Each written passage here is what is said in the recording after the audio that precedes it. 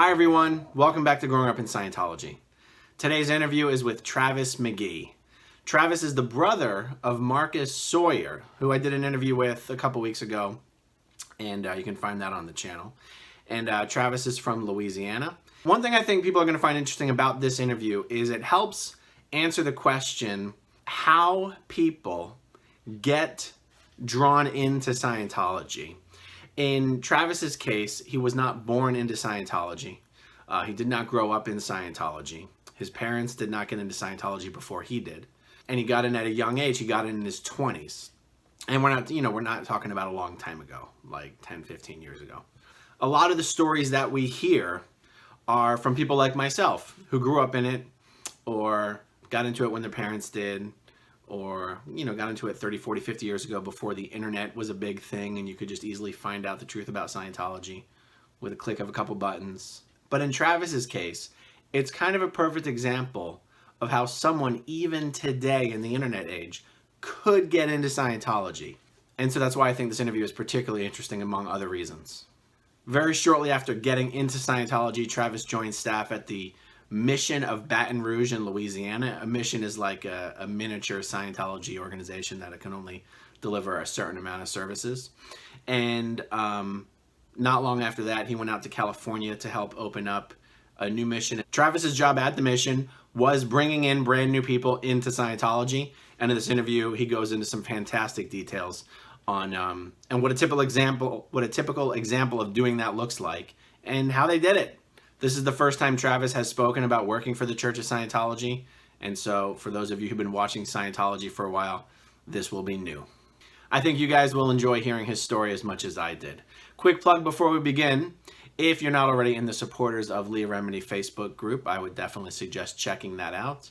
Most of the contributors of Scientology and the Aftermath are moderators of that group, and we answer your questions about the show and answer your questions about Scientology. And we've been doing a bunch of live stream Q&A videos in that group to keep things interesting between now and whenever we finally get season 3. So without any further ado, here's my chat with Travis. Hi, Travis. How are you? Good. I'm doing good. Awesome. Thanks for doing this talk with me. Yeah. So let's start out by telling everybody who you are. You were a staff member. You were a Scientology staff member for a while. And so can you tell me, obviously we've already covered a lot of this ground before. Yeah. But when did you get into Scientology, and where did you end up, and where did you join staff? How did all this start for you? I got in probably around, I think it was about late 2001 or early 2002. And my brother and I, we were smoking pot, and, you interviewed him, and he was having his kind of hallucination kind of thing going on. And he ended up finding the mission that's in Baton Rouge and starting to appear up there. And about, 2 weeks, 3 weeks into that, he called me and we were talking, and I decided, hey, I want to do this too. So I just, without knowing anything about what I was getting into, all I knew was it was a drug kind of rehab kind of thing. So went down there and did my Purith.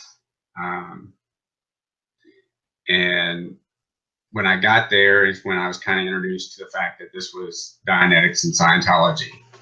And before that, the only thing I'd ever heard of it was, seeing things on like the news of John Travolta in Scientology, or, some celebrity name associated with it, or the old Dianetics commercials from the 80s. I remember the volcano and everything. You saw those? Yes. And I remember always being curious of what the hell that is. But that was my introduction. And, when I got there, I wasn't too thrilled about it. I was never like I was raised Catholic, going to church and everything, but, religion's never been like never been really drawn to it or made sense or But you know, they got me on a couple of courses. They got me doing ups and downs and PV&I, which is personal values and integrity, and did my first OW write-up, which was interesting. And well, you know, that the first one actually was good. I mean, you felt something from it. Like I felt a relief from it after writing for days about everything I could possibly think of. But anyway, when I got done with all that and we left, about 2 or 3 months later, we got a phone call from one of the guys that worked there asking if we wanted to go to Hollywood, because they were going to build a mission on Melrose. Right. And hey, you mind if I take a step back real quick and just define some things? Yeah. So earlier when you said that your brother had gone in there and was doing some stuff, and that's how you got in there. I just want everyone to know that your brother is Marcus Sawyer, who, if you look on this channel, there's an interview that I did with Marcus already, where he explains, Marcus himself explains how he ended up getting into the Church of Scientology mission of Baton Rouge. That was one other thing I wanted to define, is what the mission is. So a mission is like a small Church of Scientology that only delivers a certain percentage of the services that like your normal Church of Scientology can deliver. That's why it's called a mission instead of a church, or an org, a mission and an org. And okay, so you mentioned earlier the Purif. I just want to make sure everyone understood that was the purification rundown. It's like the first thing anyone does in Scientology, aside from maybe some introductory courses. The purification rundown, a lot of people who've been watching Scientology are familiar with it. It's like a sauna vitamin program, and it's supposed to detoxify your body. There's no real science to show that that's how it works, but that's how it's supposed to work. Right. You mentioned PV&I, personal values and integrity. You defined that. And then you mentioned doing an OW write-up. I've defined this in other videos, but you never know if someone's watching this video and maybe hasn't seen any of the other videos. O stands for overt. W stands for withhold. An overt is something bad that you've done, and a withhold is times that you failed to tell somebody about it when you should have. And so as a part of the personal values and integrity course, one of the exercises that they do at the end is they have you sit down and you do an OW write-up. It's kind of like, you might compare it to confessional, where you're just basically spilling your guts, except on an OW. Except on an OW write-up in Scientology, what makes it a little unique is the excruciating detail you're expected to put into this thing, and the fact that you're writing it on paper, and the fact that it's kept in a file forever. So that's a slight difference. Yeah, and the detail they want is ridiculous. You find, you know, I don't know about you, but I find a lot of times doing those is got to a point where I was just making shit up for the details, because you can't remember all those minute little things that they want you to put in there. So. Yeah. You know, for me, doing OW write-ups, I would sort of take advantage of the fact that they wanted so much detail. I don't remember just straight up making it up, but I would put in the most ridiculous amounts of detail so that one overt would take up like a page and a half, and it would look like you did a lot.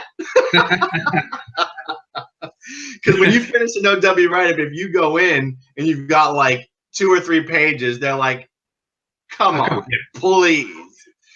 But you can really stretch that sucker out if you put enough thought into it. Okay, so your brother had got in, and they should watch the interview with Marcus Sawyer to see how Marcus got in. Now, okay, so now you mentioned that you had heard mentions of celebrities, that you'd seen the commercials and whatnot. But did that exposure that you had, just that superficial exposure, leave you with a negative idea about Scientology, or just kind of no idea about Scientology? No, I mean, it really didn't give me any idea of it. If anything, it kind of made me curious at the time. It's like, what is this? And then, you know, and it was funny because while I was at the mission, going through my purification rundown and doing all this stuff, my wife, who was my girlfriend at the time, was online looking up all the stuff on Scientology and, finding all the great stuff you find online on Scientology. And calling me and, did you know this? Did you know this? And this happened and this happened. And I'm like, look, I'm here. I don't see any of this stuff going on. I'm getting myself better. You're crazy. And this is just crap online, and you don't know who wrote it. So already at that point in time, I was already indoctrinated. I was already that quickly, in that mind frame where you don't know what you're talking about. I'm good. These people are fine. So, but I do. My dad came down to the mission one weekend to check on me, and he was like, "Well, I thought about bringing something with me in case I had to break you out of here if they were holding you by hostage or." But yeah, I mean, I don't even know if that's conditioning, man. I mean, that is what you're talking about right now is the how and the why people end up getting into and staying in Scientology. Is that they walk in the building, and despite the fact that you and I can sit here and probably agree that OT is a lie, clear is a lie, the bridge is a lie, the fact that auditing will give you your eternal spiritual freedom is a lie. We can agree that all this is bullshit. I'm sure we both probably agree on that. Yeah. Yet still, if you walk into a church of Scientology, whatever got you in there in the first place, you're going to meet good people. Yeah. Who actually do want to help you and do think they are helping you. And so it's what you're saying is true. What you read online, what you read in the media, what you hear when you listen to stories like my story and the other contributors to Scientology in the Aftermath, what you hear doesn't necessarily match up with what you see when you go in. No. And that's why people end up staying. I guess what I'm saying is I don't even know that that's conditioning. That's just the real world. When you're seeing something and you're experiencing one thing and someone is telling you in your ear that it's really something else, who are you going to believe, yourself or someone else? And I'm only harping on this point because what you're saying is the perfect example of why people end up staying in Scientology, especially in the beginning. Yeah. Well, and that goes to the whole like little integrity reference, what's true for you is true for you because you've seen it and observed it to be true, or however that goes. And that's kind of how they handled me, because I had mentioned some of the stuff that my wife was telling me at the time, and they were like, well, here's this reference of the 5 billion references we have for every situation that you can come across, and so we can get you back in line. It was integrity, and I read that and I was like, yeah, okay, that makes sense. So now you mentioned that you weren't very excited in general about the concept of religion, Scientology or otherwise. When you walked in for the first time, you probably saw the sign that probably said Church of Scientology, Mission of Baton Rouge. But when you actually started on your first course or started interacting with the staff members or whatever, did you feel like you were in a church? Did it feel like this was a religion? No. It never felt like a religion, as as you would know, like from any other religion. I think the thing that kind of okayed me with it was when I first got there, I went and sat down with an auditor, and he was explaining everything, why it's a religion, and the body, mind, spirit concept, and that's what kind of got me, is because it was like, yeah, okay, I see how that is. It's like, this is like my car, and I've got my little interface for my car that I'm observing everything through. So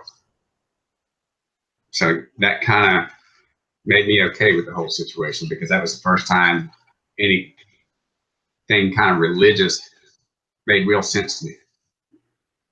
Just that concept.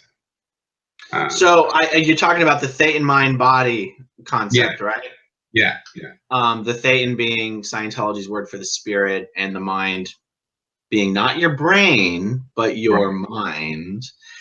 And then, of course, your body. When you had that explanation, did that accomplish you did that make you go, okay, I get it. This isn't really religion the way I think of religion? Or did that make you go, oh, I see why this is religion? Like, which way did that go for you? More along the lines of, I see why this is classified as a religion. Right. Not, because of the Thetan aspect? yeah, because of the spiritual aspect, I Right. guess. Yeah, that they. Did you ask them about Scientology's view on God or a supreme being? Did that ever come up in your introductory period? No, I never brought that up, and I don't recall it being brought up to me. Actually, ever until you kind of get into that dynamic aspect of it in the eighth dynamic, and then it's still kind of in the air of what that is. Exactly. Right. Okay, so the mission of the Church of Scientology, mission of Baton Rouge. One thing viewers should understand is one of the other differences between a mission and a full-blown Scientology org is that missions are privately owned nonprofits and are not owned by the Church of Scientology. So who were the owners of the mission in Baton Rouge where you got introduced to Scientology? Tom and Kathy Steiner were the mission holders there. And they also were mission holders of Ventura, Melrose, which was going to be Melrose. I think they've got one in Dublin, Ireland, and somewhere else. But, I don't think they're on mission lines anymore. I think they're just doing Narconon in Baton Rouge. Interesting. Yeah, I know Tom and Kathy Steiner. I knew their kids too. Actually, they were very well-known Scientologists, very well-off Scientologists, and they had a whole bunch of missions. All right, so that's what I wanted to backfill, because then you started mentioning that you got a call about going to Melrose, and this sort of explains how something like that would have happened and what's going on there. So Tom and Kathy wanted you and your brother and basically anyone else they could round up to go help open a new mission in Melrose, California. Yeah. I mean, and at the time, my brother and I both had like long hair. We were musicians, and we fit that kind of demographic that they were wanting to serve in that area, of Melrose Avenue. Tree hugging hippies? What are we talking about? No, not tree hugging hippies. That I'll leave that to Tom and Kathy, because I know that's what they were when they were in their 20s. But no, I mean, we were just, rock musicians. Just young, cool guys. Yeah. And we fit that kind of thing. So they jumped on the opportunity, and we were both, wanting to go to LA. I'd been wanting to go to Los Angeles since I was like 7 or 8 years old. I mean, either to do acting. I remember calling like Corey Feldman, or trying to call him when I was like 7 years old, calling the operator, asking her, can I get his number? So this was the opportunity to make that dream come true and get out there. Interesting. So how much time had gone by between when you and your brother first started taking services at the Baton Rouge mission? How much time went by until you got this call asking you to now like actually become a staff member and move to Melrose, California to open up another mission? 3 or 4 months after we left. I mean, because they kept in contact with us steadily after we got finished and we left the mission. Actually, before I left the mission, the registrar there was trying to recruit me for Baton Rouge staff. And I wasn't having it at the time, because, it really didn't look enjoyable. They had me out one day trying to sell books with him Thursday morning. The whole Thursday before 2, let's get everything out we can. And I just wasn't digging it at the time. I was just like, this sucks. We're out here just trying to berate people to buy these books. And You were just helping him out like as a volunteer one morning? Yeah. They asked me to go out, and I was like, okay, sure, this will be cool. Yeah, no, it wasn't. I get it. So it's not like once you guys started services at Baton Rouge, you just were there every day until the day you moved to Melrose. You went there, you did what you had to do, and then you went home. I got it. So then, all right, so you got this pitch to go to California, and what happened then? You know, Marcus and I talked about it, and I was trying to figure out, you know, the logistics of it. How are we going to afford to do this? Move all the way across the country. And I got on the phone with a guy named Jim Hamry, who was the HES. Let's define these terms as we use them. Okay.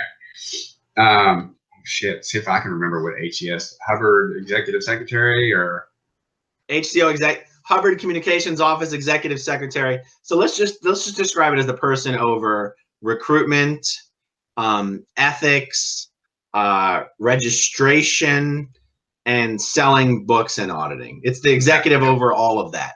All that. But yeah. So I got on the phone with him. I was like, look, we want to come out there. We want to do this, but we need the means to get out there. We can't afford to rent a U-Haul, move all our shit out there. He's like, oh, well, don't worry about that. We'll help you take care of that. And then when you get out here, you know, we have a place for you to stay, and you know, there's plenty of room, and blah blah blah blah. You know, let me tell you everything I can to get you out here. So, you know, they agreed to help pay for the U-Haul rental and to help us get across. So we were cool. You know, and then came telling the folks, and they were kind of, you know, understandably, you know, you're doing what? What the hell are you doing? So we get out there, and when we first get out there, we arrive at the mission, and you know, everybody smiles and love bombing you. Oh, hey, how's it going? It's so awesome to meet you. And then we go to the staff house, and this was my first kind of like, oh shit, what have I done moment, because the staff house was a small 3-bedroom house that had about 9 or 10 of us living in it. And it was messy, and it was just like, what? I'm gonna be sleeping on the floor here for how long? And this is the room and board you said you were giving me. And that was kind of the first thing that kind of was, yeah, it was like my first oh shit moment. You know, what have I got myself into? So, how far was the house away from the mission? Oh, it was only like 2 or 3 blocks. I mean, it was walking distance. You could walk to it if you wanted to. You know, Marcus mentioned that at one point, he, and I assumed you and others, were actually living and sleeping at the mission. Did something happen there where you guys stopped staying at the house and started actually living at the mission? That's when we went to the Melrose mission. When we first got there, we were working out of Ventura. Oh, I get it. We were staying at the Ventura staff house. I get it. So the Steiners already had a mission in Ventura. They were opening a mission in Melrose. Right. Okay. Yeah. So when we first got there, you know, they sent us to do our staff status trainings, which, you know, that's just your training courses to kind of show you the ropes of how the workings of a staff member is in Scientology. And then we were given lists of people and said, all right, call these people and get donations for the mission. Because at that point there was no building secured yet. There was nothing. So, you know, my first real kind of post was regging people I didn't know for thousands of dollars, hundreds of dollars, you know, whatever I could get to put money away to purchase the building that we were going to buy.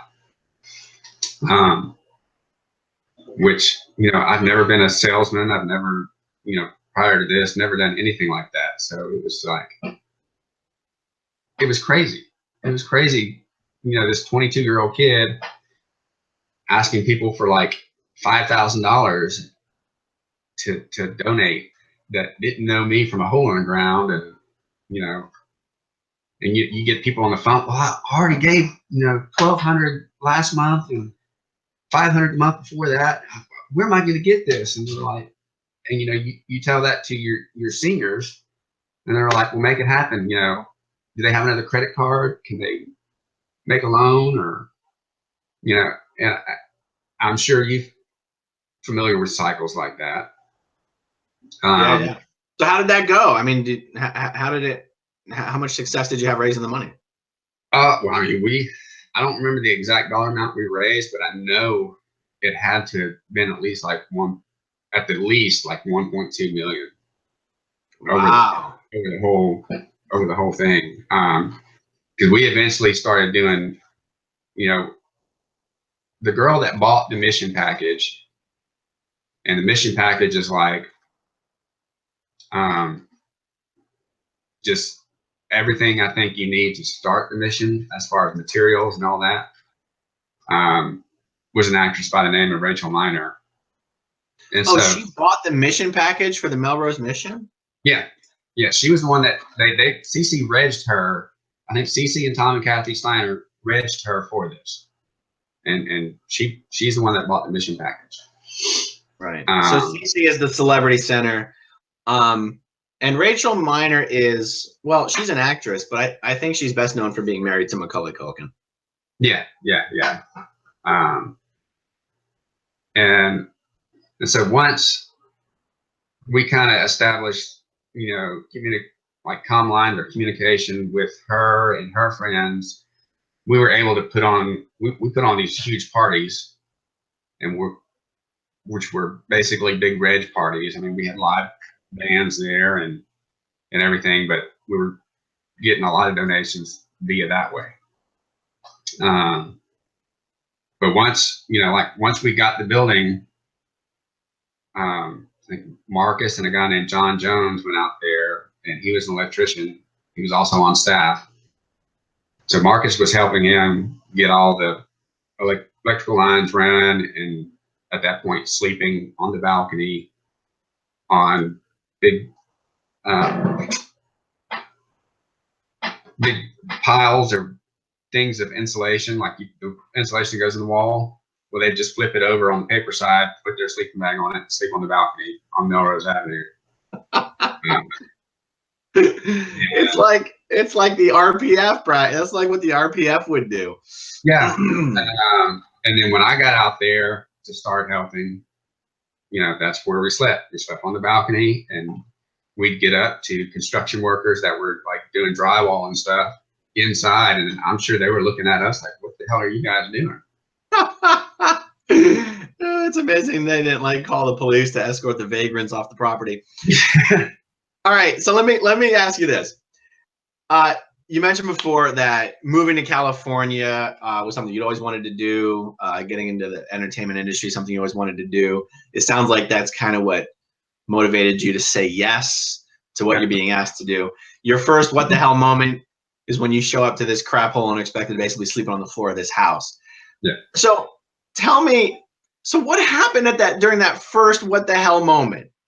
And just right after that, what made you go, what the hell? And then sort of forget about it and keep doing it to the point where now you're regging strangers for tons of money. You're sleeping on the floor in sleeping bags on insulation. What is it that allowed this to keep going on without, you completely rebelling and being like, screw you guys, I'm getting a job in my own apartment? What kept you going down this path? I mean, part of it was that,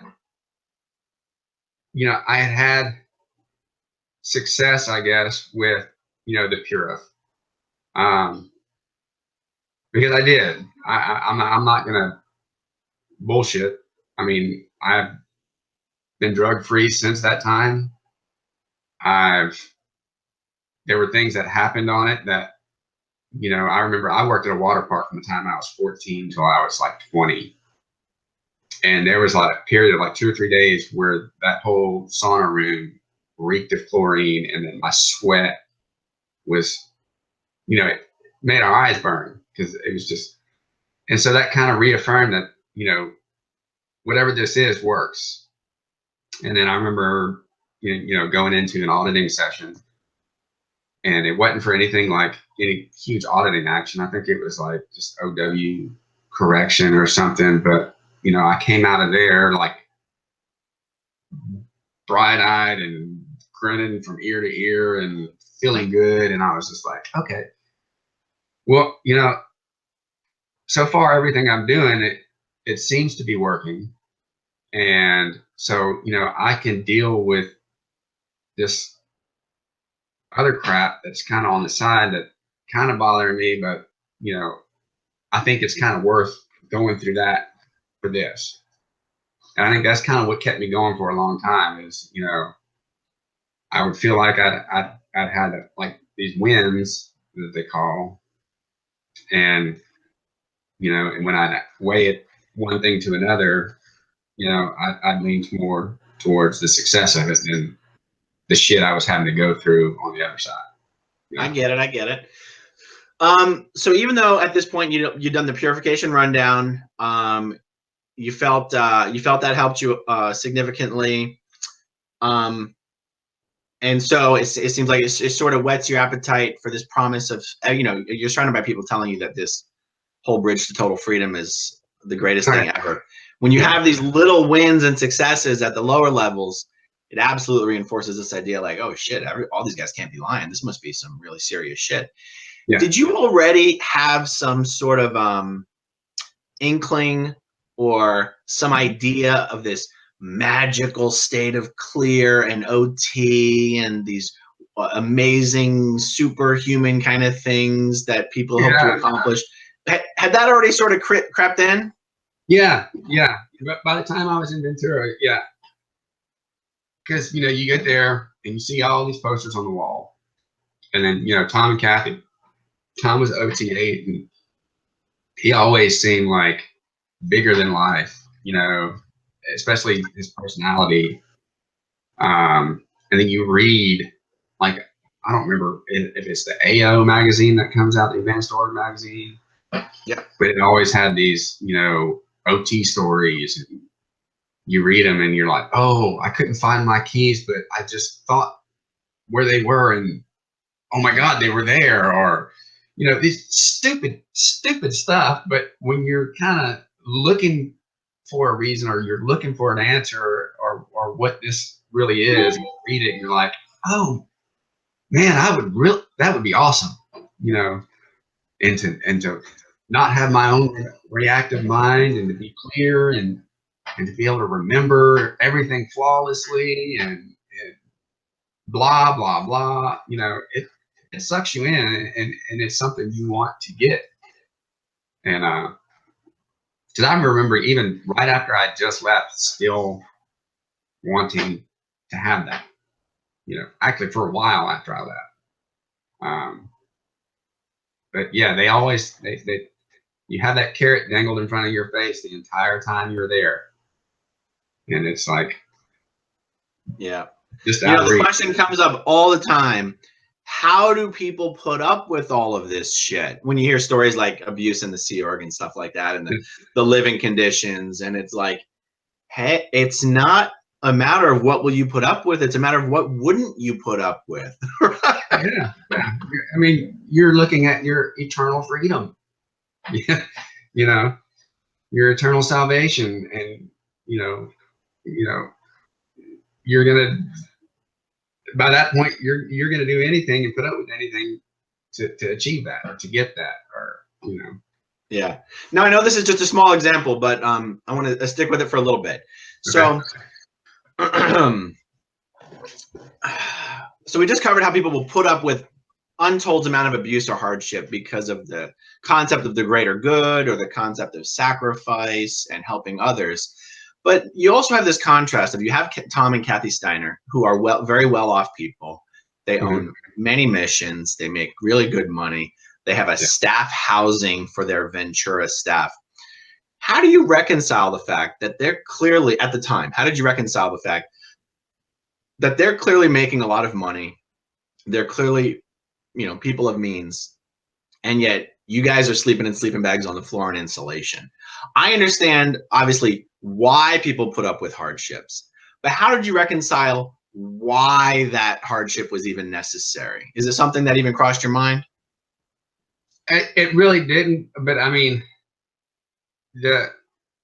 I guess the R factor, the reality factor that they gave us was, you know, yeah, we own the mission, we own this, but it's y'all's job to make sure you have people in there so that the bills get paid, so that you have a place to stay, so that you eat. It's not up to us, you know. That's just all on y'all, and if y'all don't do it, then so be it. But it never, like, their, I guess, ability to be comfortable and live in the means they wanted to, because by all means they had money, and I went to their house in Ojai. Yeah, they were comfortable to say the least. But and that's kind of the mindset I took on. It's like, you know, if we want what we need, we've got to produce it. But I mean, Right, but right. but that's what's drilled into you. That's what you're taught. That's what's, you know, everything you're doing is, you know, you've got to be productive to get everything you need to survive. Right. It's a very uniquely Scientology way of thinking. And I just want to note that that trickles down into how Scientologists run their private businesses. I mean, I know I already said that the Scientology mission is privately owned, but it is a nonprofit. Scientology business owners, many of them, particularly here in Clearwater, Florida, they run their private business with that same attitude and even a pay structure that reflects it. Like, I worked at one of the local consulting companies, the local WISE consulting companies, and they did it just like an org, where a certain percentage of the money was allocated towards staff pay. And if the business didn't make much that week, the business owners, I won't say they didn't care, because they wanted their money. They had no risk. They're like, okay, we made shit money. Well, then the employees get shit pay. I think there was probably a legal bottom where no one could make less than minimum wage. Right. But the company generally made so much money, and the people were generally making more than minimum wage. But you didn't have a guaranteed salary. You had a kind of quoted. Right. You had a pay system. It was based on a unit system, just like as an org or a mission is, where a certain percentage of the revenue is allocated towards staff pay, and all the staff are assigned various units depending on their experience and their production and their training. Right. And basically, the staff pay sum gets divided up amongst the units, and then each staff member gets paid according to their units. And so if the company did great, then everyone got a great paycheck. And if the company did shit, then everyone got a shit paycheck. And it was that same attitude, like, you're responsible for this business. Yeah, I own it. Yeah, I'm driving the Porsche and the Jag and have the mansion on the water, but you're responsible for whether this company makes money. Yeah. So anyway, all right. So you guys end up, you're basically responsible for opening up this mission and making it a success. What did your position end up being when the mission finally opened? What was your job? I think at first everybody was pretty much Div 6, which is, you know, getting people in, getting people buying books and on courses. And I was BSO. I held the title of BSO for a short time at Melrose when we first got there, which is the bookstore. That's the book. Yeah, I'm sorry. Go ahead. Yeah. And I was actually. I might have cut you off. Can you say again what it meant? Oh, it's bookstore officer. He's, you know, the guy that's in charge of getting everybody their books and materials and making sure they have everything they need, even if they don't know they need it at the time. He's going to make sure you got it. And that's kind of what I was doing at holding that post kind of at Ventura for a while before we all got to Melrose. But majority of the time there, I was Div 6. I was out selling books. I was out body routing, which is physically talking to people and getting them in the building. passing out personality tests. We would go for like 3 or 4 hours and go in the neighborhoods or the apartment buildings and pass out OCAs. And then try and come back an hour later and see if people did it. That's kind of where I first started seeing the local people's view of Scientology. Because 90% of them are like, get the hell out of my face. So give me an example of how someone actually body routes a person into a mission. So how does that interaction go? You're standing out on the sidewalk. What do you have, a personality test? Is it a ticket to a introductory film? What happens? A lot of times we'd always have a dynamics book with us. And we'd go into it, we're either going to get them in or we're going to sell them this book. And so an example I can think of was a girl named Susie. And Marcus and I were walking up and down Melrose, and I saw her walk across the street. I'm like, oh, she's like my age. She's a cute girl. So I was like, well, I'm going to get her. I'm going to talk to her and try and get her in. But, I introduced myself, and I'm like, well, have you heard of Scientology? Do you know what it is? And she's like, no. I was like, okay, well, what do you do? And she ended up being like a singer. So immediately, me being a musician, we just started talking about music. And the thing that I always found was, just get them talking about something and find in common, which goes to the ARC triangle that you're preached about. And then I was like, we have this communications course, and it'll really help you, be able to really communicate what you're trying to express and to people you want it to. And she's, oh, that sounds good. I'm like, yeah, well, look, our building's right there. Why don't you just come in and check it out real quick?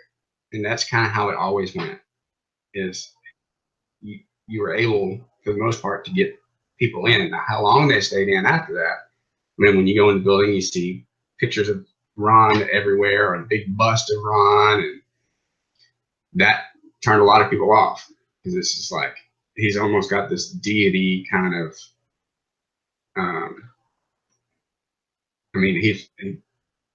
you look into it, it looks like he's God. If you go into missions and stuff, and you've got all this him everywhere.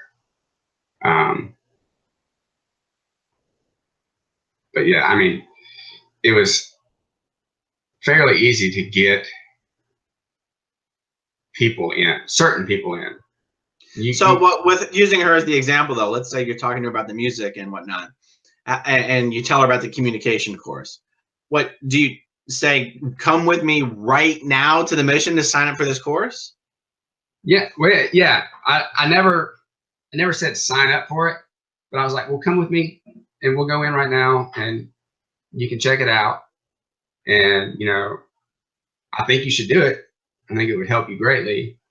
But just come in, and I've got somebody you can talk to that can better explain everything. And and that's how it went. We would hand her off to Monica, who was the public exec secretary, who was the person that signs you in and routes you on the course.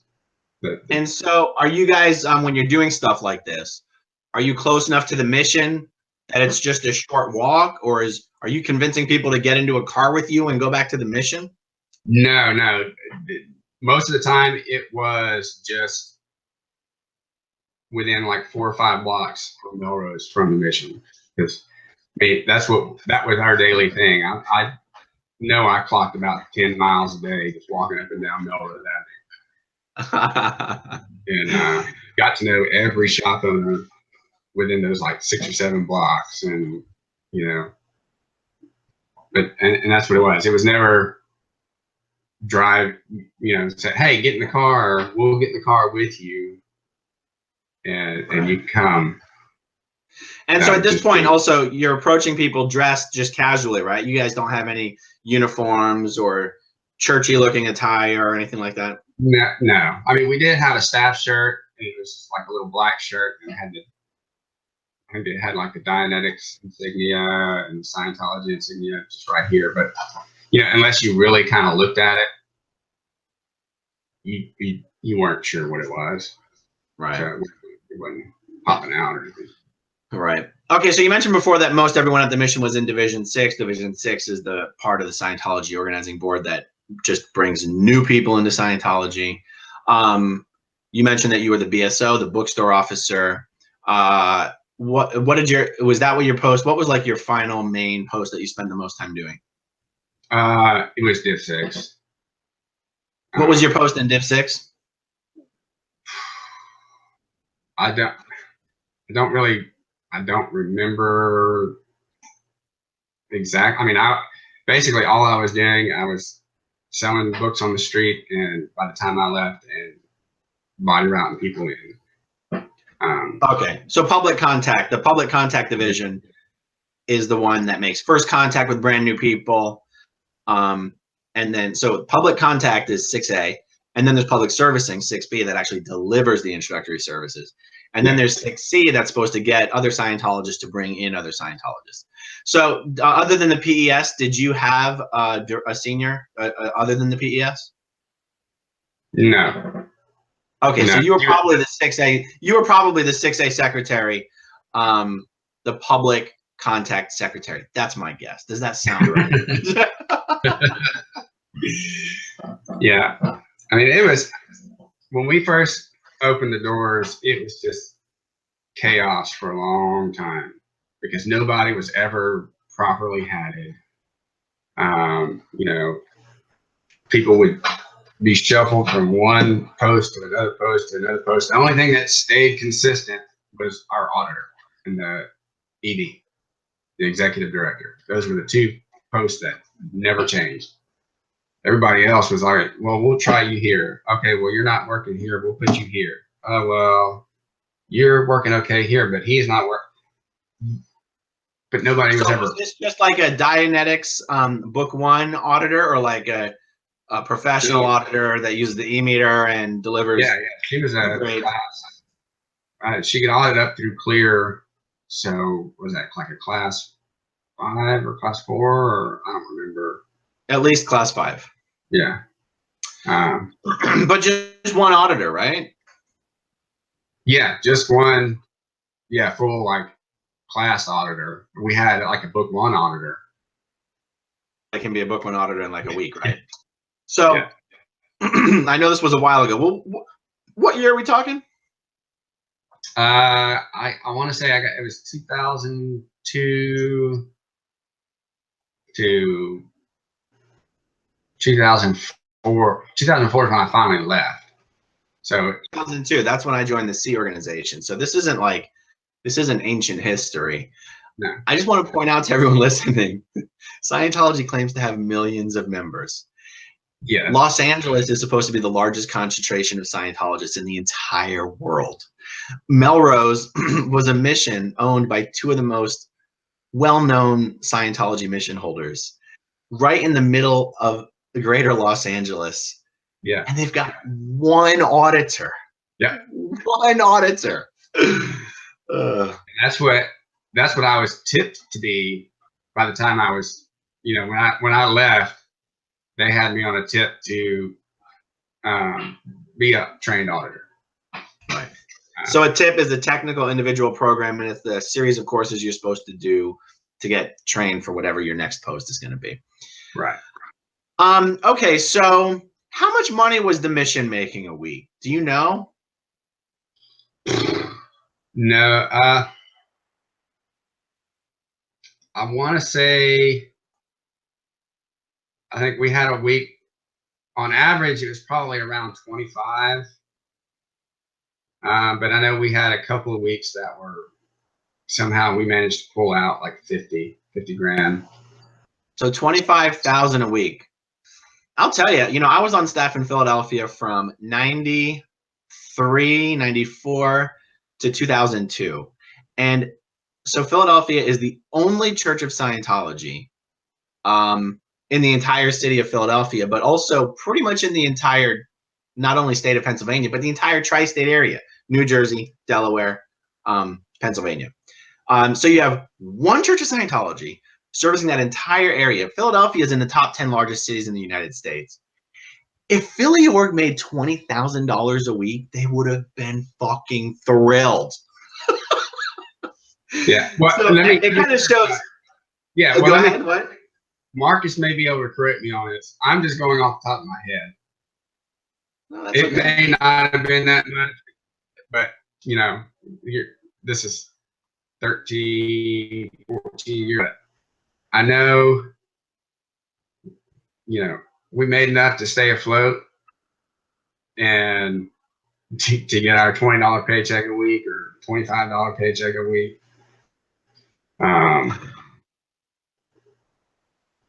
But a lot of that, I mean, a lot of times we were cannibalizing ourselves for GI, for gross income. Like, So what do you mean? Like, I'll use my wife, for example. She bought, the ED Reds my wife for her Pura, for her, what's that first introductory Scientology, Life Repair? Life Repair. And something else. And she had put a loan against her truck for it and everything else. And this was all just to make our GI go right for that week. So GI is the gross income for the mission. So Right. Even though your now wife was working at the mission as a staff member, Mm-hmm. she was taking out loans to pay for services that technically she was entitled to for free, Right. just so the mission could make its income target for the week. Yeah. It's unbelievable. Yeah. Unbelievable. I would see that happen sometimes with Sea Org members. Mm. And the way they would justify it is that, let's say there was a Sea Org member who had some chronic illness or whatever, and they really wanted some particular auditing to address it.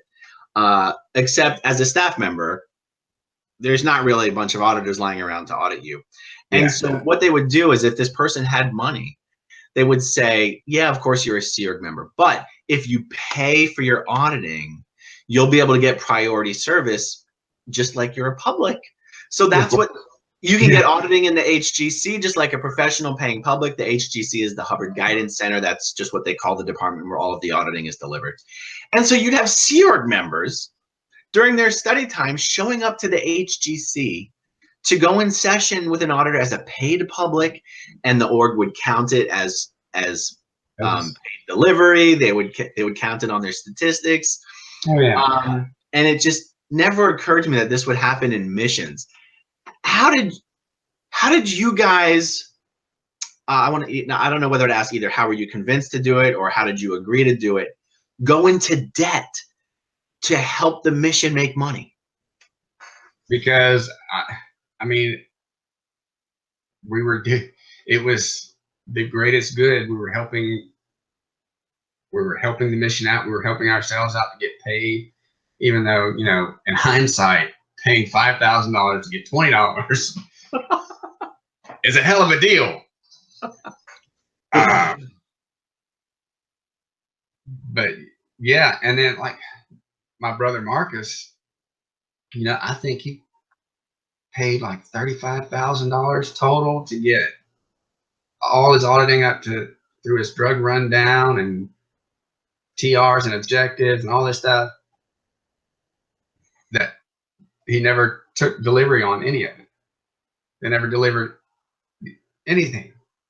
And which is like, what the hell, you know? That's even worse than the Sea Org. And here's what I mean. In the Sea Org, you know, you're supposed to get all your auditing and training for free, but you're on a billion-year contract. So if you ever leave the Sea Org, you get a bill for anything you did while you were in the Sea Org. Right. But at least your bill only has shit that you did. Right. You guys are working there at the mission, making essentially Sea Org pay. Yeah, yeah. Except you have to cover your bills and you're going into debt to pay for shit you never ended up doing. Right. It's even worse than the Sea Org. Yeah. And I think that was kind of when I saw her do that, because this was like just before Christmas, and that's when the initial thought to leave kind of took hold. Because I was like, I felt responsible for bringing her out there in the first place because she came out there because I was out there. And then watching her just spend all this money that she didn't have. When we came home for Christmas is when I said, okay, look, we're going to go back. We're just going to get our shit and come back home. But I mean, I don't want to jump ahead too far into that. But no, I get it. So you're, I don't know if you want to call your wife or your girlfriend. Are you guys married now? Yeah, we're married. Okay. But at the time she was your girlfriend, right? Right. Okay. So she was working at the mission full time as well, or did she have some side job to help pay bills? Did you have a side job to help pay bills? No, we were both full-time staff members. And so it's almost like an indentured servitude. So you're working full time, right? Like we're not even talking 40 hours a week. We're talking like 9 o'clock in the morning to 10 o'clock at night, right? Yeah, if not later. Making $50 a week. Oh, at the most a couple hundred a week. Was it always 50 a week? I know. It was normally between like 35 and 40 a week. I don't think I ever saw a $50 paycheck. What the fuck, dude? Yeah. What the fuck? Okay, and you're living at the mission. You're living where you're working. Yeah. That's like the definition. I'm going to get this wrong. That's one of the definitions of human trafficking. That's one of the items on the checklist that the government checks off. Yeah. Yeah, because we would close down at night. We had the shower room for the purif that we had. That's where we all took our shower. We brushed our teeth. We had a little kitchenette thing that had a microwave and a little hot plate where we cooked our food. And then we would all go into different offices and put our sleeping bag down and go to bed. So this was just your life. This was it. The mission was, that was life. So how many guys were in that same position that you and Marcus and your girlfriend were in, where this is your whole life? How many guys lived at the mission? All the staff except for the executive director. So how many? How many staff? 1, 2, 3, 4, 5, 6, 7, 8. It's either 8 or 9 of us. Off that I can remember. There's about 9 of us that were living there.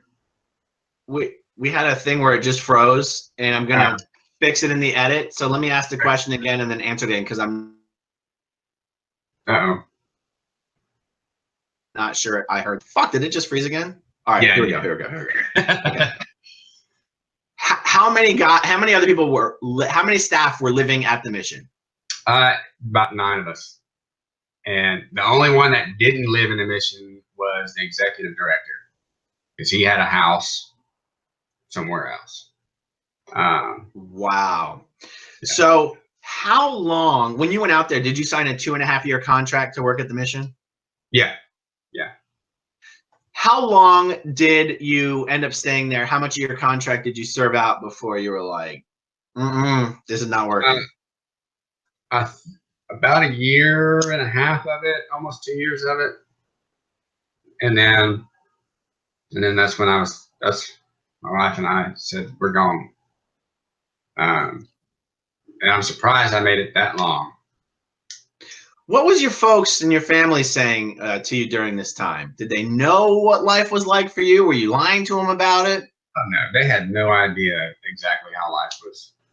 They knew, because I would call, like, those Thursdays when you're trying to get everything in, I'd call and be like, Mom, can you help me out? I've got these little books that you can buy. And they would. Like, I think she had like 2 boxes of the volunteer minister booklets. But I never let them really know the complete circumstances of my living situation and all that, because I didn't want them to worry. I didn't want them to be like, oh, what the hell is my son doing? And for a good part of the time, I thought I was doing something great, So How many new people would you say were introduced to Scientology at this mission every week? On average, between 15 and maybe 20, we would get in. They wouldn't always stay, but we'd at least get them in and routed on to something. Okay, so when you say routed on to something, if somebody came into the mission and filled out the personality test and received their test evaluation, but did not sign up for an introductory course, would they count as one of those 15 to 20? Well, they would count as, I guess, bodies in the door, but not actual like bodies in the shop as far as, the course room. True. So that's what I mean is like when you say 15 to 20, you mean people successfully gotten to start an introductory Scientology course. Yeah. Whether they stuck around in the long run or not. Right. That's a lot, man. I mean, you guys were doing a great job. Like, I keep mentioning the Philly org because even though the org never really had more than 50 staff, even at its highest point when I was there, and even being in the top, it's like number 5 or number 6 biggest city in the world, and even being located right downtown where hundreds, if not thousands of people are walking by a day. There's no fucking way we had 15 to 20 new people starting an introductory course every week. No way. And that's actually why I asked you about the body routing. Like, how did you do it? Because I guess our Div 6 people just sucked. Like, they would go out and they would sell books, but they sure as shit weren't bringing people back with them to start course. Yeah. No, I mean, I don't know.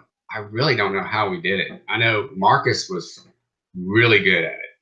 Like, Marcus could bring the most, somebody that was totally anti-Scientology or anything. He could get them to a point where he would get them in the building. He's just like the Pied Piper. Yeah, he had a silver tongue, man. And all right, so you got to tell me this. Over all of your guys' time doing this and bringing in new people, would you say there was any common either demographic or any common trait? And I don't just mean were they all white folks. I mean like young people, professional people, unemployed people, depressed people. Was there any sort of like the common, the stereotypical person that you could convince to come in and start a Scientology course? it would have been somebody like in their 20s. Like, a lot of people were like in their 20s. They were young, and they were in some kind of creative arts. That was a lot of the people we brought in, because that was the people we had the most in common with, and we could really find that niche to get them wanting to come in. That's what I was just about to ask you. When you said people in their 20s, I was going to say, do you think that's because you guys were in your 20s? Yeah. Because talking to people that were like in their 40s and 50s at the time, there was no. I don't have anything in common with with somebody that much older than me, and if I did, it wasn't anything major. But it's like I could talk to somebody in their 20s and yeah, this is a great point, because if anyone's wondering who it is that's getting into Scientology these days, first of all, the answer is pretty much nobody. But if you're wondering, yeah, but who does? There's got to be some people who do. The answer to that question is just look at who's doing the bringing in. Whoever's doing this works the same. I've seen this happen on recruitment posts, and I mean recruiting people for the Sea Org, not just recruiting somebody to start a course. whoever the person is that's doing the selling or doing the recruiting, for the most part, they're recruiting and bringing in people like themselves. So if you want to know who the hell's getting into Scientology, look at who's doing the bringing in, and that'll at least partially answer your question. Yeah, it's only one for one, and honestly, that age demographic is going to be the most, I hate to say it like this, but the most gullible to go into it. You know, they're not really going to look real deep into it. They're just going to take what you're giving them at face value and be like, okay, cool. I mean, look, that's what I did. And you talking to somebody older, they're living more wise, and so that's just my opinion. This might not be a fair question because it's such an estimate, but so let me bust out a calculator here. I think the answer is gonna be about what's 15 times 50? Is it about 700? 750? Yeah, don't get me lying. All right, amongst my 3 screens, I can't find my damn calculator. All right, I'll have to pull up a 15 times 50. Yeah, 750. Yeah. So if you're bringing in about 750 new Div 6 course starts a year, here's the unfair question. Okay. How many of those guys do you think are still involved after a year? Maybe 1 or 2. 1 or 2 out of like 750? I would say so. I mean, that's terrible. Opinion, yeah. Because and I think this goes with every kind of, whether it's a mission or an org, or you get a bunch of people in, but you only really can hold on to maybe a very small handful.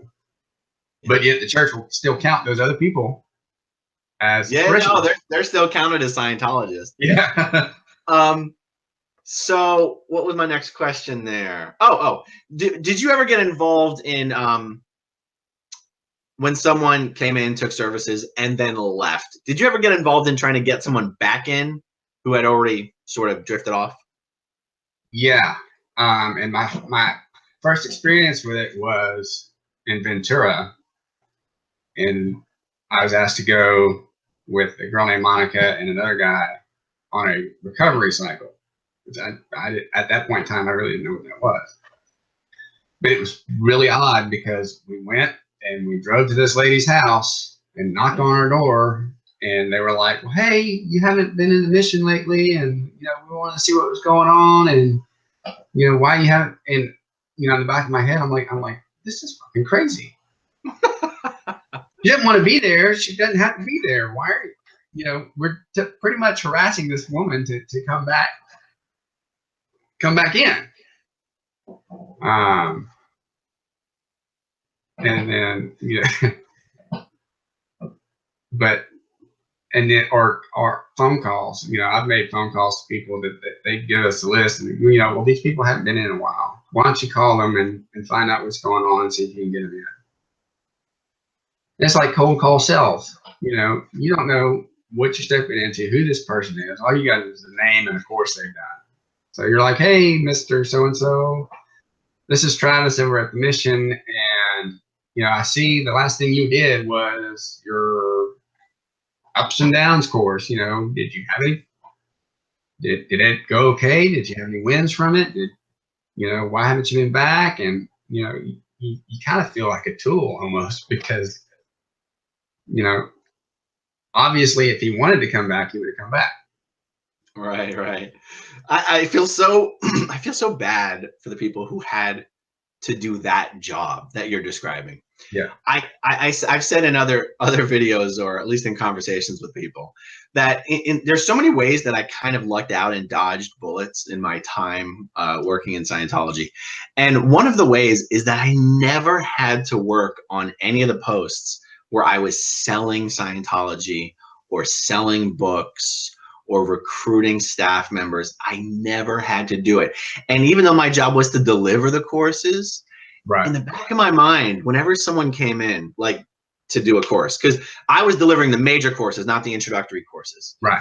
So the introductory courses were done in a different course room. By the time someone finished an introductory course and agreed to start a major course, on the one hand, I was glad that someone new came in to do a major course. And in the back of my mind, I was still sitting there thinking, how the fuck did they convince this guy? How did they do this? Yeah. And I almost wanted to sit down with them and be like, just between us, how the fuck did you end up here? And red pill, didn't you? And it's funny. I mean, I'm going a little off topic, but even when I was in the Sea Org, I was the TechSec ASHO Day. I was the technical secretary for the largest training org outside of Flag. Yeah. Which means I was in charge of all the courses and all the auditing. And I was dedicated to my job. And like you said, I bought into the purpose of it, and, clear and OT and clearing the planet. And there's all sorts of concepts attached to that can convince you to stay and continue to do what you're doing. And I remember asking myself one day, I remember it distinctly. I was standing at the edge of the hallway. I was leaning back against the window.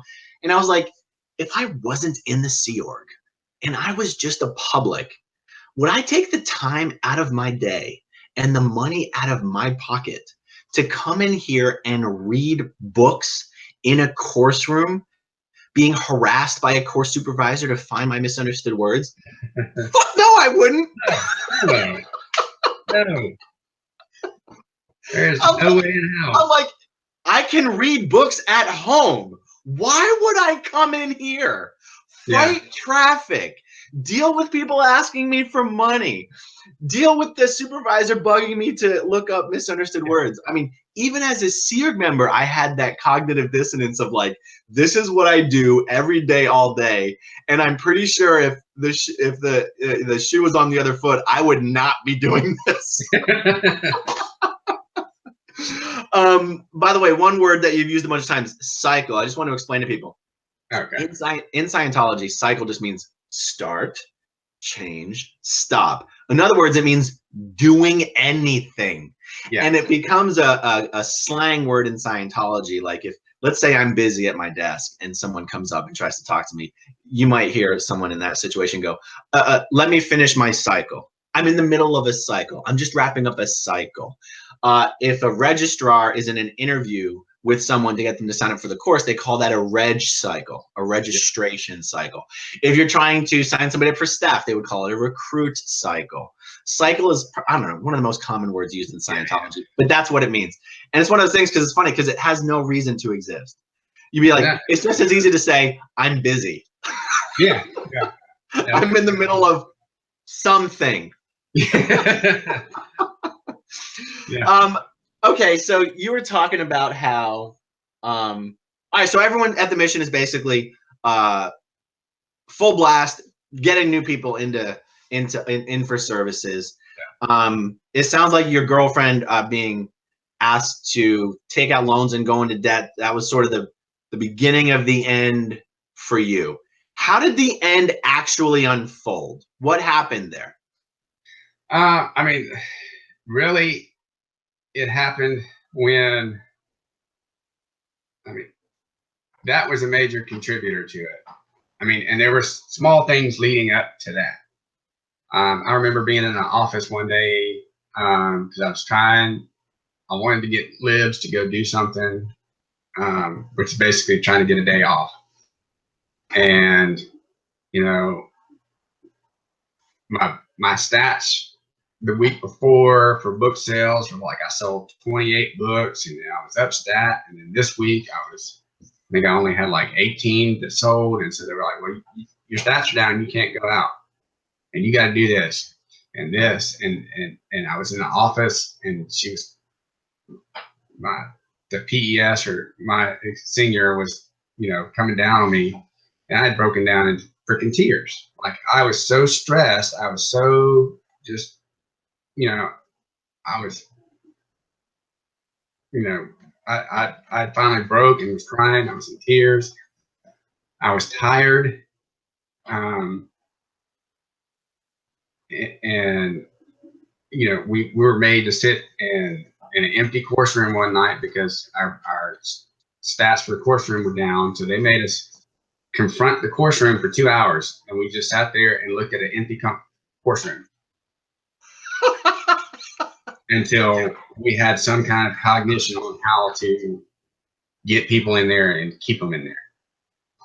And then the thing with Destiny, you know, putting out all this money for services that she wasn't going to get delivery on. So we came home for Christmas. And while we were home, like 2 days before we went back, I told her, I was like, look, I want to go out there. I want to get my stuff, and we're going to come back home. I'm done. I can't deal with this shit anymore. You've gotten yourself into, like, I think it was like 18,000 in debt or something like that, somewhere around that ballpark. I was like, and this is ridiculous. So, you know, I told my parents that we were done, and we got out there, and as soon as we got back to the mission, we were like, we're gone.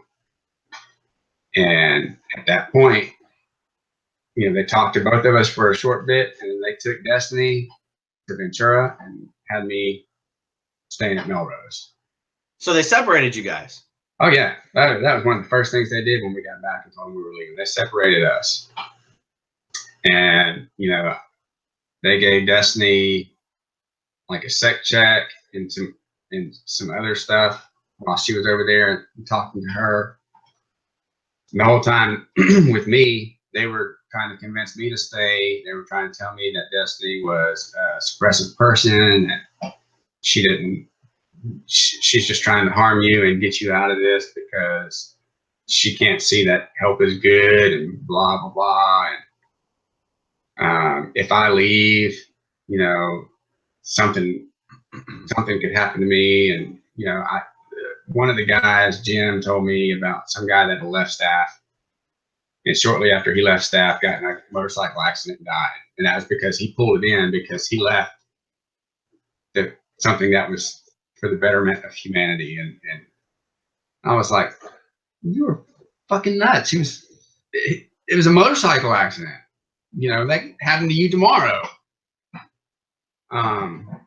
That's what they do in the Sea Org, man. They tell these guys, they'll make it up. They'll say such and so left the Sea Org and he died on Hollywood Boulevard with a fucking needle in his arm. Total lie. Yeah. You know, you'll be flipping burgers at McDonald's. I'm sorry, if you're talking to a Sea Org member and these people are told, at least the PR is that you're the most capable and ethical, fucking valuable being in the entire universe. Mm-hmm.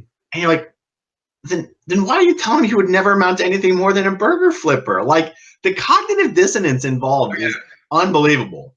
Oh yeah, like I'm awesome here, but if I leave here, I'm suddenly a piece of shit. Right. You're only awesome here. Otherwise, you're a piece of shit. Yeah.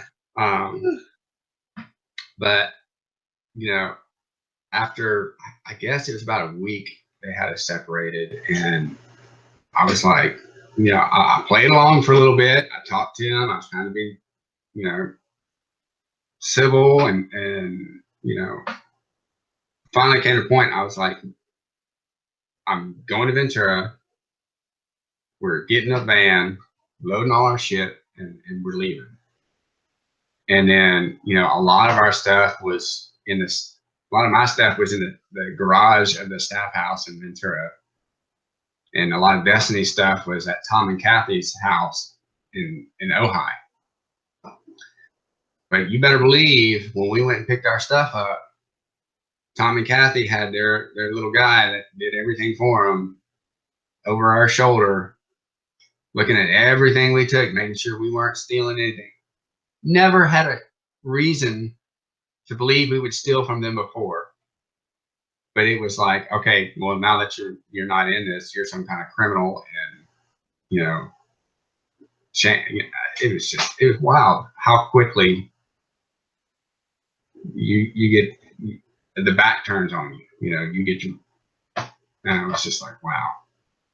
Yeah. But So when you finally, so I guess there's this period where you say you want to leave, they separate you. You said they were giving her a sec check. For anyone who doesn't know, that's a security check. That's basically an interrogation on the e-meter. Right. Which is normally what's supposed to happen when someone leaves staff is they're supposed to not leave until they get a sec check. But Right. unless you're in the Sea Org, it can be hard to enforce that.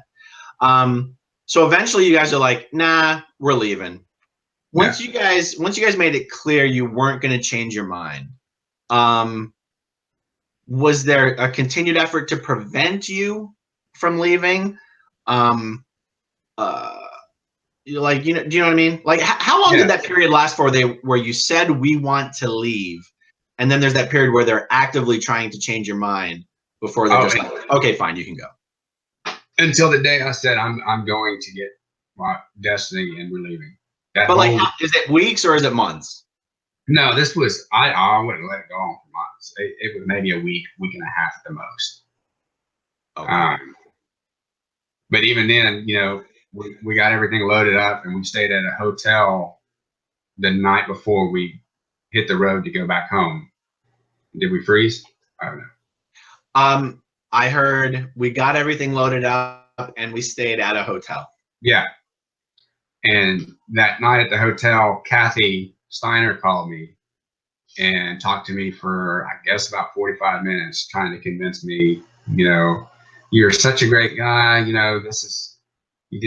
were really good on post, and we really don't want you to leave. We don't want to lose you. You can tell Destiny can go back home. That's fine, but we really want you to stay and continue on staff. And I was just like, I'm done. I was like, you've been. I mean, have you met Kathy? So I remember her husband distinctly. I do not really remember her. She could be nice occasionally. A lot of the times she had this demeanor and attitude like this cold, stoic bitch, for lack of better terms. I mean, she was very. I mean, but both her and Tom were. What do you call? What's the word I'm looking for? They were very devout, very. I don't know the word. But they were just Scientology all the way, pretty much. They were what? They were just Scientology the whole way. This is that was how it is. Whatever there is, there's policy for it, and just follow that. But and she tried to convince me to stay that night, and I told her, I was like, I'm done. I was like, I don't want any more of this. I'm tired of it. I'm tired of working for peanuts. I'm tired of being made feel like I'm not worth the work and the effort that I'm putting into this. And it's just, I don't want it. And so that was it. And we left. So they were still working this angle where your girlfriend was the problem. She was the suppressive one. Yeah. She was taking you down with her. Did she know at that time that that's what they were saying to you? I told her. And she just kind of laughed it off. And she's the type of person that, she's a coon-ass woman. She don't take shit from nobody. And she doesn't care. She's just like, okay, whatever. You say that shit about me, I don't care. And that's like, and the difference between me and her is when we left, she was able to just drop everything and nothing, like, didn't bother her. She didn't have any, there was just, after we left, and that chapter was completely closed off for her. Me, on the other hand, it was probably about 6 years after we left before I was finally able to just be totally cleansed of the whole experience, of the whole thought processes. Because for a long time after I left, I still wanted to be clear. I still wanted to go OT. Those ideas still were strong. I would always, I'd get the magazines and stuff in the mail. I'd always read them and see what was going on.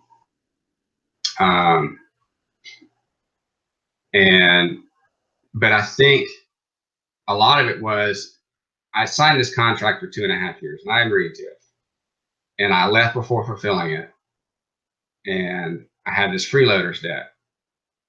So that freeloader's debt for me was the chain that kind of held me to this. And it took me a long time, and I idiotically paid this money to get rid of this and to just be held accountable for what I assigned to. But once that debt was over, once I paid that debt off, that was like that chain got broke and I was free and I was done. That was the moment where I felt I was really out. I'm really done. I have no more ties to Scientology, to anything. So how much was the freeloader debt? I think total was like $8,000. And that was like, I used the money that Destiny had on account to help pay that off, whatever money I had left on account to pay that off. And then I worked on it. Part of it was a deal to use some of that money to buy my basic books, the new basic books. Oh, do you have them? Oh yes. They're boxed up in the attic of my storeroom. So just the basic books, or the Congresses and the ACCs as well? No, it's just the basic books and the lectures that came with those books. Right. So yeah, they're taking. So they get 2 years from you, living in the mission during that time, and they got your girlfriend's $18,000, and then they get more money from you at the end, just for the privilege of having served. Yeah. Hell of a deal, huh? Yep. Yeah, and then it's funny because this stands out because I'd been out of Scientology for about 8 years at this point. And I come home one day and there's a car in my front yard, or parked on the street in front of my house. And I get out of my car and these two girls get out, and immediately I'm like, what the hell are these people doing here? Because they get out in full Sea Org uniforms. And I live in Jackson, Mississippi. There is no Scientology. The closest Scientology, anything, is Baton Rouge. And I'm like, what the hell are these people doing here? And they're like, well, we were just in the area. I'm like, you're full of shit. You're just in the area. Well, we're opening the new Nashville org or Nashville CC or whatever they opened over there. And they were trying to get me to go on course over there, drive 6 hours for the weekend, go on course, and then drive 6 hours back. And they were trying to recruit me for staff. And I was just like, this is insane. Did you not? Evidently, you read some file on me because to get my address. All right, so Nashville is 530 miles away from Jackson, Mississippi. Yeah. These guys drove almost 500 miles to get you to go on course at Nashville org. Yep. And recruit you for staff, but they would have been happy with you signing up for a course, right? Oh yeah. And keep in mind, Nashville, the org in Nashville, the one and only Church of Scientology org in the entire state of Tennessee. And they can't scrounge up enough people to fill up a single course room. They're driving 500 miles to recover students. Yeah. Yeah. Scientology is the fastest growing religion in the world. Right. There's millions of them. Oh yeah. And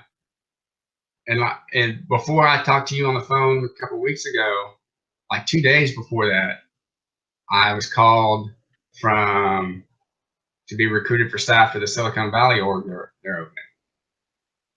opening. It was you that told me that. Yeah, they're recruiting you from Los Angeles in what is supposed to be the highest concentration of Scientologists in the world. They're calling you in Mississippi. Oh, yeah. Yeah.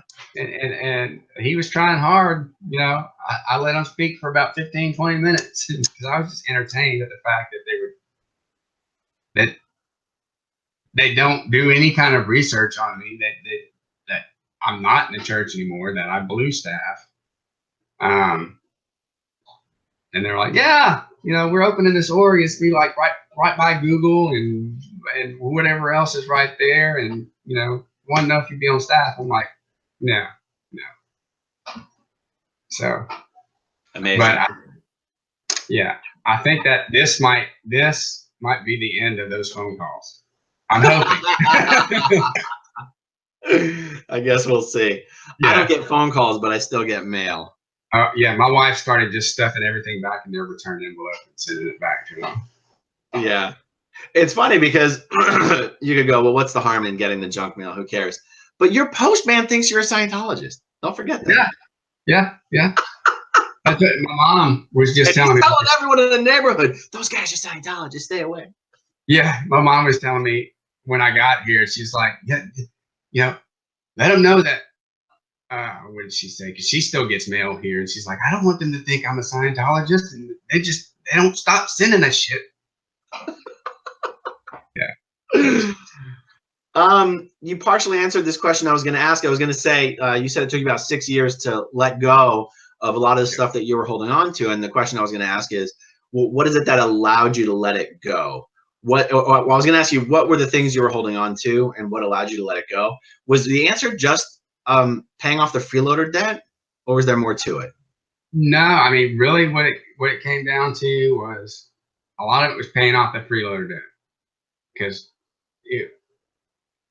it was just weird how that kept me chained to everything. Like it just felt like that was tying me back, holding me still in. And then part of it was seeing, you know, I remember Marcus sending me a thing when Mike Render left, and then when I don't know what the hell is going on with Rathbun, but when he initially left, and I was just like, these are freaking top dogs, and they're leaving and they're saying all this stuff, and so that was kind of like another point that just made me kind of start letting more go of stuff. But I mean, the idea of being clear in OT was, you know, for a long time there, and it was like a nice thought. It wasn't something that I really thought I would do, but it was like one of those kind of thoughts where that would be nice to be. But the things I kind of held on to were like, yeah, I'd still read my ethics book and try to apply conditions. I would still try to do some of the self-analysis auditing, and I was trying to push the basic study stuff with my son and stuff, but it was like the little things that I held on to, but once that freeloaders were paid off, and then once Marcus kind of started getting away from it, seeing it, because he was like really gung ho for a long time. Even after he left, he was still like, but after he started seeing this stuff and talking to me about it, it kind of, all that kind of stuff just finally allowed me to just let everything go and just be like, I'm done. That's great. That's great. What did you think when you saw that Leah Remini was doing a show on the subject? Dude, I was excited. Like, my wife was like, she's not really like, she doesn't care either way, but you know, I felt the way that this whole experience affected me, and knowing all these other people that are it's affecting, and I thought this exposure and this kind of thing was incredible. Just to get the public to really know and to hear it from the mouths of babes to say what is actually happening and what the abuses actually are. And yeah, I got to give it to her. She's doing an awesome job. She really is.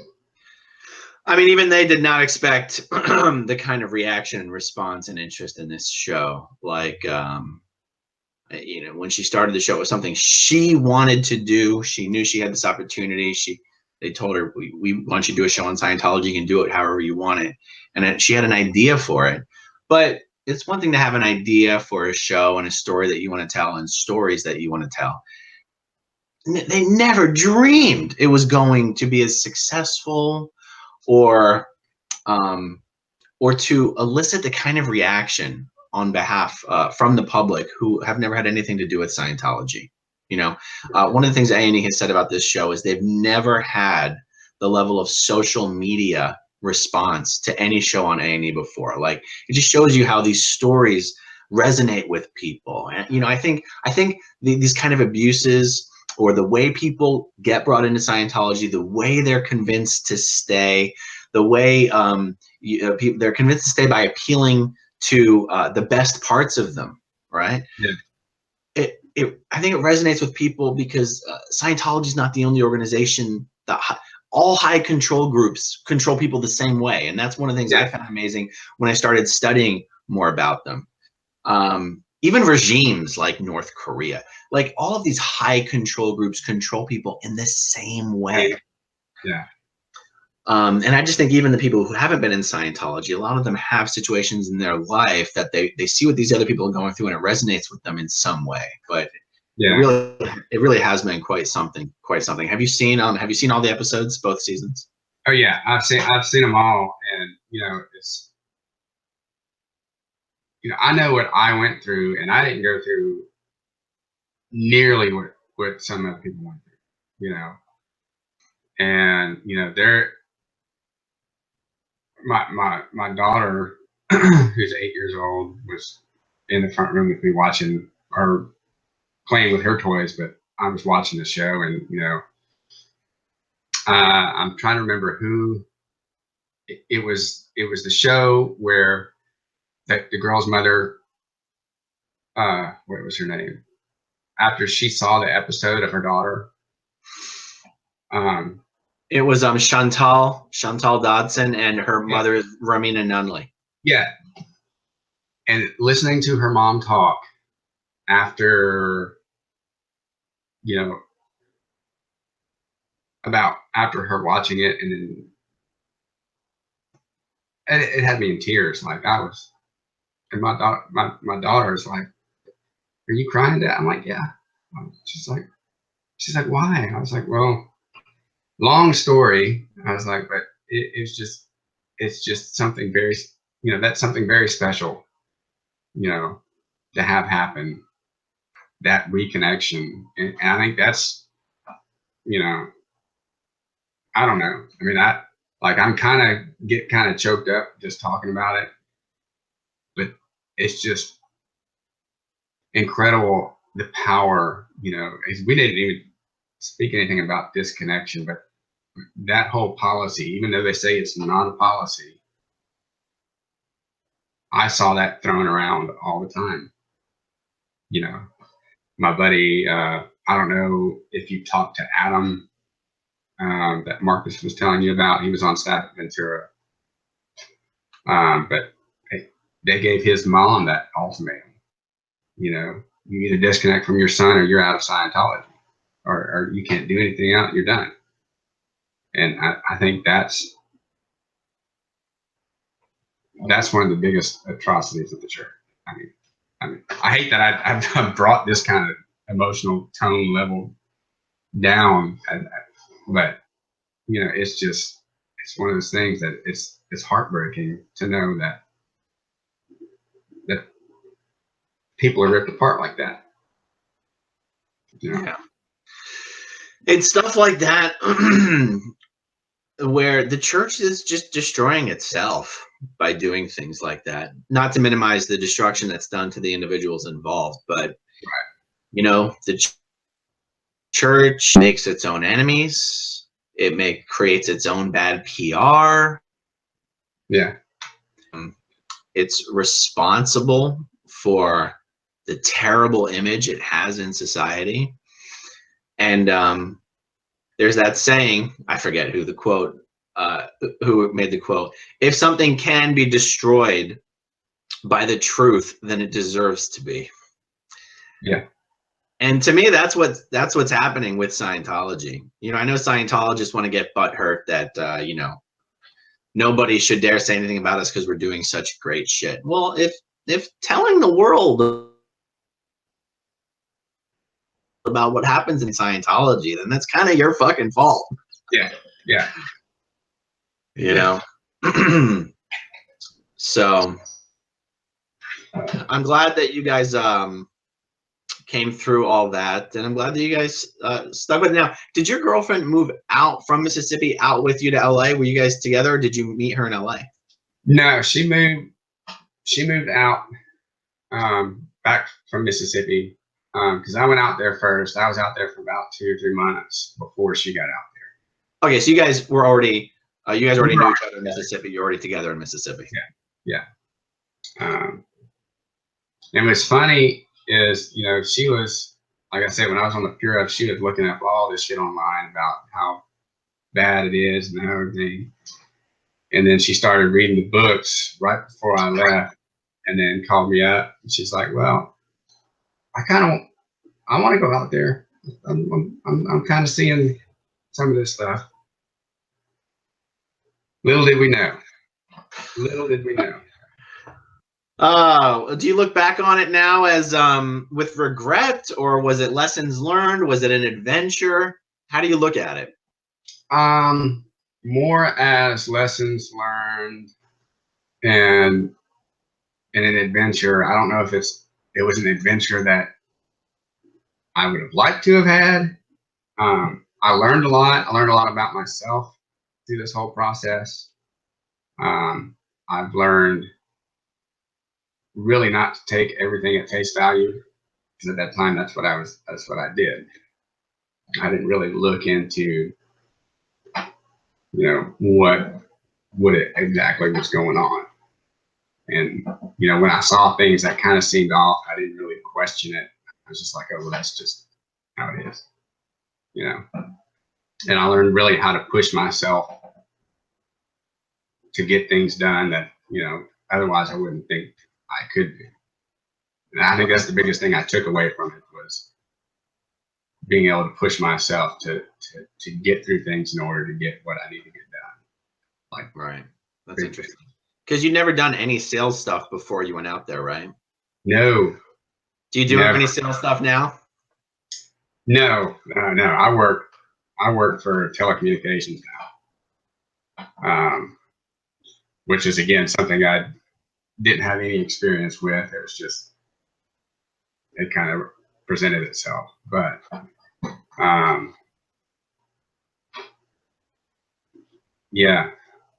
no prior sales experience to this. And one of the first things I ever sold was a $2,500 lecture set. I don't know how I did it, because I didn't know anything about it. And it took me about 3 days to sell it, but I was just like, well, maybe if I can sell this, and I don't know jack about it, except for the little key point things that they highlight, I was like, I guess I can do this. Interesting. Yeah. Well, I hope hearing your story helps some people in many different ways. And I'm glad we got a chance to have this talk. I'm glad Marcus introduced this. Me too. And if you want to talk about anything else in the future, let me know. We can shoot the shit about anything, and Scientology related or otherwise, doesn't really matter. I'd be down for this. This is the first time I've ever really, outside of my brother and my wife, talked about any of this. So this was very